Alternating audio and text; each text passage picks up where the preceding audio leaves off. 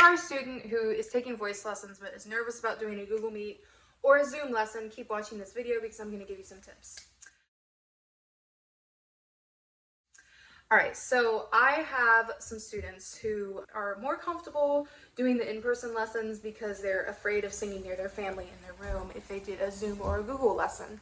And sometimes you get into situations where those are the only times you can do it. Maybe your teacher is traveling, or maybe you're traveling, and with the time we had COVID, when everyone had to do that stuff, maybe it's just easier with your commute to do it that way.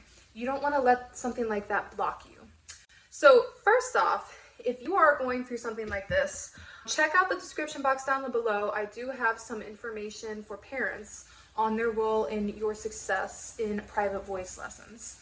If you go to my website, you could download the free guide for your parents and give it to them and say, hey, this is something that you should know to help me be as successful as possible, because after all, they're probably the ones who are investing in this in the first place for you. But for right now, let's focus on what we can control about this. When you are doing a Google Meet or a Zoom voice lesson, the first thing you want to do is make sure you communicate with your family, probably whoever your guardian is, and say just exactly how you feel. I'm uncomfortable with this. I don't want people to make fun of me. I don't want my brother to be making faces at me and imitating me afterwards and stuff like that. After you have that conversation, usually I would think that your parent would support you, and they would also scold your siblings if they're trying to make fun of you. Now, however, if you were like me, it didn't matter how much I told my parents, my brothers would still find a way to make fun of me no matter what. So if you're in that situation, what do? Think of it just like normal life with your siblings. I'm sure you know what it's like when you guys are playing sports, how there's always competition and making fun of each other, or when you're playing games and all of that. It's literally the same thing, and they probably don't do the same thing as you as well.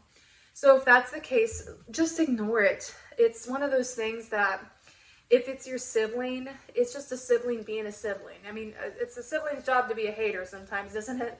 So another funny thing, though, is sometimes you can inspire them. The act of doing this is extremely vulnerable. Voice lessons they're very vulnerable because you're going into places in your voice that you could risk cracking or feeling like you're embarrassing yourself. And the fact that you keep trying and you keep doing it boldly, and you're confident in knowing that you will improve if you just keep doing it, that is inspiring in and of itself. I had a brother who, I was never good at sports, and I was really trying to get better at it, and sports just weren't my thing, but he saw me practicing once.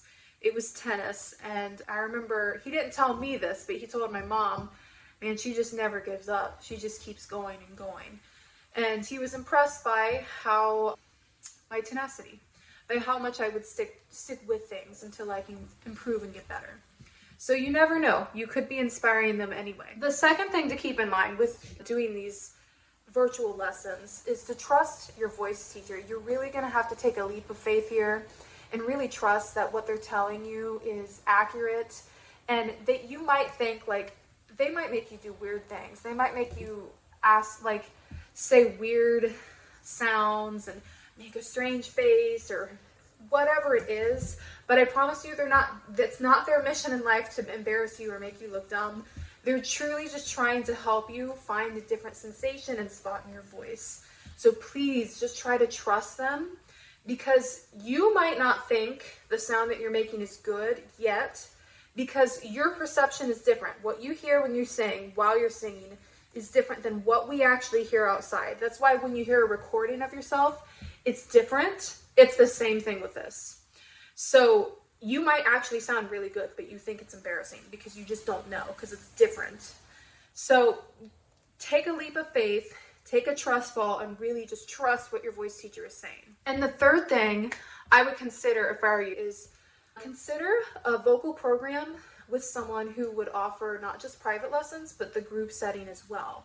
What I mean by that is there's some teachers out there who offer group lessons or master classes or masterminds where you're basically in a class with other students who are literally just like you. They're there trying to learn how to be the best they can be. They're trying to learn how to deal with performance anxiety, with how to perform, with how to improve their voice.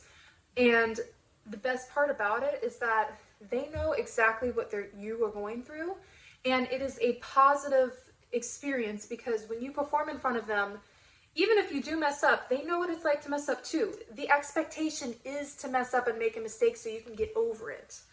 And then when you are successful, they're your biggest cheerleaders cheering you on. I can't recommend that enough, because if you want to make a fast transformation, I mean, can you transform with voice lessons? Yeah. It might take years though, because you have to put it into practice with your performance. But when you do the group setting in conjunction with that, you can do it way, way, way, way faster. For example, I have some students who have been doing this. They signed up for 6 months. By 3 months, the goals that they had for the 6-month program, they've already met it. And it's because when you invest yourself fully to these types of things, you're saying to yourself, I am going to make the change no matter what. And you're doing it in front of a safe environment. The other amazing thing about it too is it helps with performing in general, because if you're nervous about singing in front of your family, I assume you're probably also nervous in front of an audience, or the thought of singing a solo might be terrifying to you. But with this, your initial experiences are with a safety net of people who care about you. And so you're not starting out traumatized, because that's the issue. Sometimes if you start out traumatized, if you have a bad experience, it makes it feel so hard to get through it after that. But when you start out with a good experience, you then can build the confidence and the skills to do well in front of tougher audiences and tougher people. And then you'll be able to build the thick skin to be able to deal with them. So I actually offer something like this with my own program. It's called the Full Package Singer Program, where it's in conjunction with private voice as well as group lessons. And if you're interested in learning more about that, again, check my description box down below. You can book a call with me, or you can check out my website as well. I want to hear from you. What makes you nervous about doing private voice over Zoom or Google Meet? Let me know in the comments below, and have a great day.